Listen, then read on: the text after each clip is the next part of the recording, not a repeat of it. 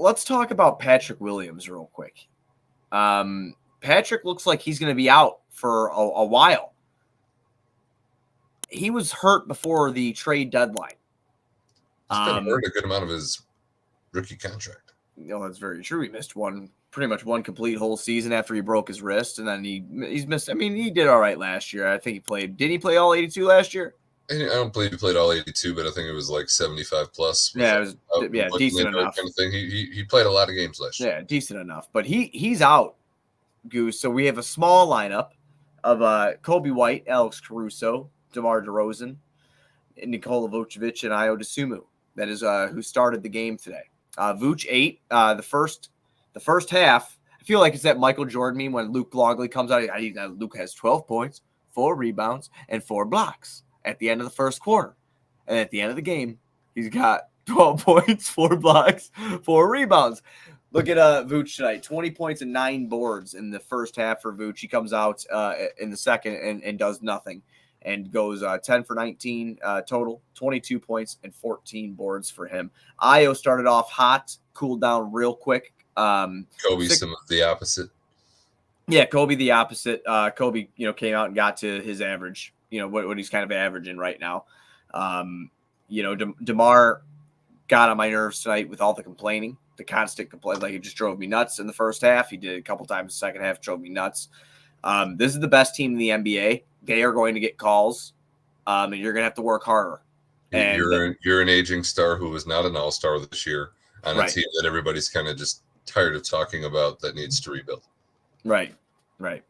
It's unreal. We have Juice Manko here in the comments. It says 6 games behind 6th seed. Yeah, Bulls are 26 and 29, so it's just a below 500 team fight. We're even competitive with ourselves. Our wins and our losses are so close that they too are competitive. Right. Speaking of All-Star Weekend, what'd you think of it? Because we didn't get to talk about it. So I know you put out your tweet. Didn't get shut out, Pat said. you still kind of enjoy All-Star Weekend and the festivities, and yeah, I more so just kind of enjoyed the break. I did tune in. The event that I liked the most was probably the Steph Sabrina matchup that was shortly ruined by Kenny Smith having horrible commentating the whole entire weekend. I don't know if that man still has a job today. I wasn't on Twitter enough, but I would not be surprised to see Kenny. He's got a job. He ain't losing his job. The TNT squad has to be pretty ironclad, but that man let some things slide out of his mouth that I don't even think people let out in their own homes, and was definitely made for an interesting weekend. But for me, somebody who admittedly is probably still a little bit behind in being a bigger advocate for the WNBA, really liked that moment of expanding the competition, showing the competition, and showing that, this is a sport that boys and girls can play at the same level, and do it on a grand stage. Like, that was phenomenal. Right. They're all having fun is what it was. It didn't need to come down to what it did. She didn't use the ball. She should have stood. Well, I mean, his argument though was she was shooting with the WNBA ball, but from the same distance as Steph Curry. And this is my understanding of what the argument was. And I did not. I only watched it live. I never went back to it. It didn't really, pique my interest to go back to it. But from what I've read was he was saying that it should be Steph shooting from the 3-point line with the men's ball and her shooting from her line with the women's ball if they're going to do that. But why? Like, I don't really understand why she would have made it out of the fucking first round 3-point contest. So I'm like, I'm not, 26 was like the score that every single NBA player had the whole entire night until the end when Dame won with 28, I believe. Right. It's All-Star Weekend, Goose. People are having fucking fun. Okay, like that. That's just what it's supposed to be. McClung was in the dunk contest again. Right. It's what it's supposed to be. People are supposed to have fun. We don't need to make everything. And I felt really bad when I logged on Twitter and I read Mac McClung is brought out every All-Star Weekend like a circus sideshow. It kind of does. And it's the truth. I mean, and it's unfortunate. Jaylen Brown did his best to revive the event and failed miserably.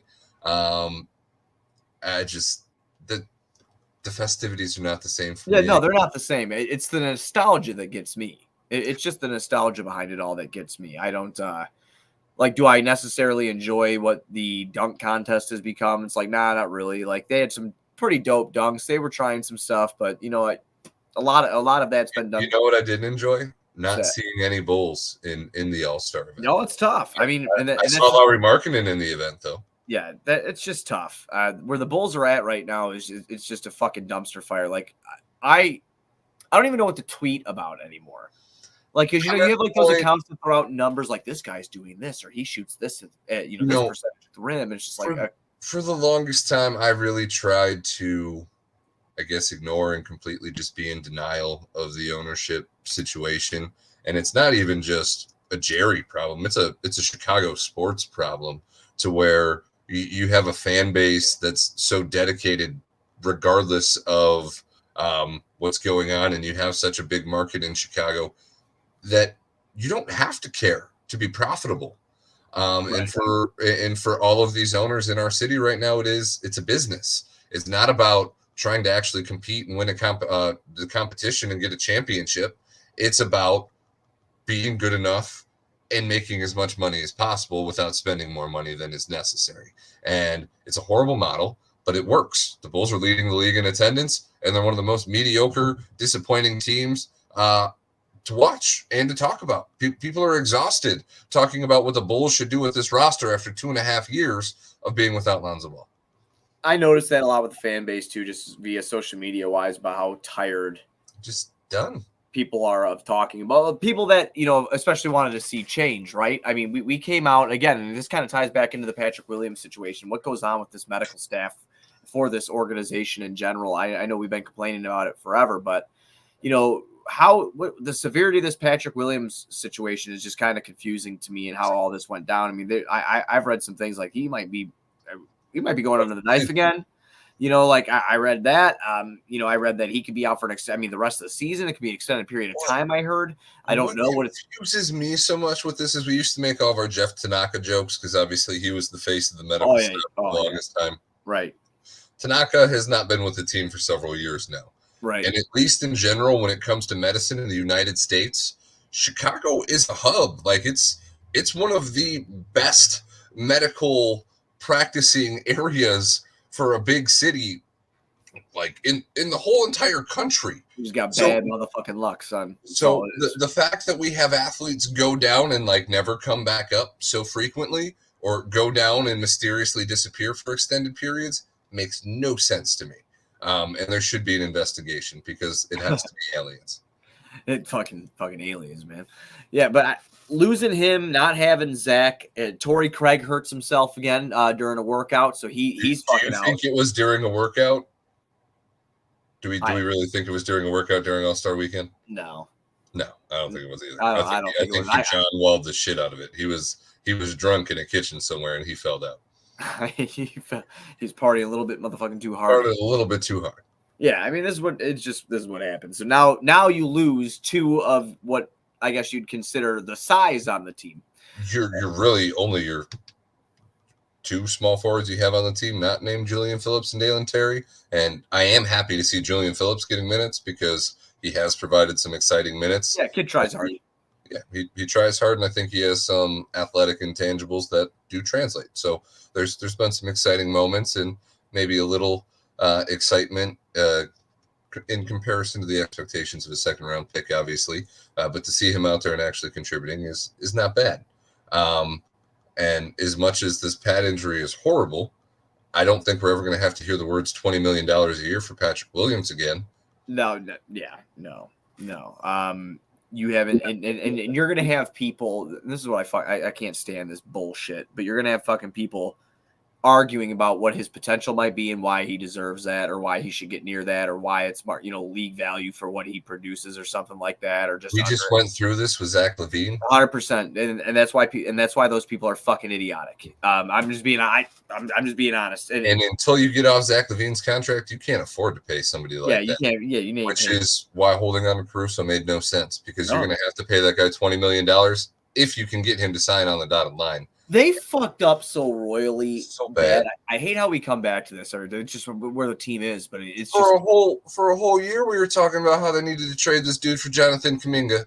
And obviously that's what they ended up asking for at the deadline, but that was way too late. It didn't matter that, you know.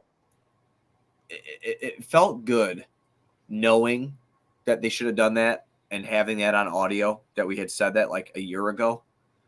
And then like to see the report that they got laughed at when they asked about it because they're like, yeah, no, because that's going to hurt us now. At the time, the kid was all potential, but now he's been needed and he shined when needed. So we'll see. At the time, he was on the outs with our head coach, who's provided a dynasty for this club, and was not getting the opportunity that he wanted. He was unhappy. The coach was unhappy with him being unhappy. Nobody was happy. We would have gladly taken Alex Caruso for the unhappy guy. Now this guy's Steph Curry's right-hand man. He's taken over Clay's spot on the team and actually plays grade A defense. So why would we trade him? So yeah, no, the Bulls have just messed up royally all around. And I mean, tonight was the perfect example. You come off of the break, you come off the decision of not making this move. You play the best team in basketball. That is your gauge. Is a play-in team. That's the team that you're going to be playing in the first round of the playoffs if you make it. What did you get tonight? At home, fresh legs. You got decimated. It was horrible. It got to a point where it was hard to watch. And that's what's going to happen continuously throughout this last stretch of games. The Bulls have to We had to watch Luke Cornett beat us up. Dude, it's fucking crazy. It's just it's all bad. But like I said, the Boston roster, kudos to them. An organization that never is content and doesn't give up on improving their roster. Obviously, they've been to the conference finals and the championship a plethora of times in the last 5 years. Yeah, they're on their way to a title. They're on their way to a title. No, I mean, Derek White, Drew Holiday, like you've got two of the best 3-and-D complementary guards in the league. You've got two of the best 3-and-D wings in the league in Brown and Tatum.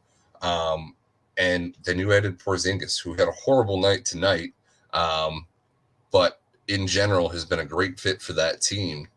It's just, I don't know. For the Bulls, they don't even think that they're on the same level as us. They're just content making money. And that's really all. That's just Jerry Reinsdorf. I mean, you've seen all the shit going on with him. He went down to Springfield on Wednesday to ask for $1 billion of public aid to build the Sox new stadium and shit. They don't give a fuck.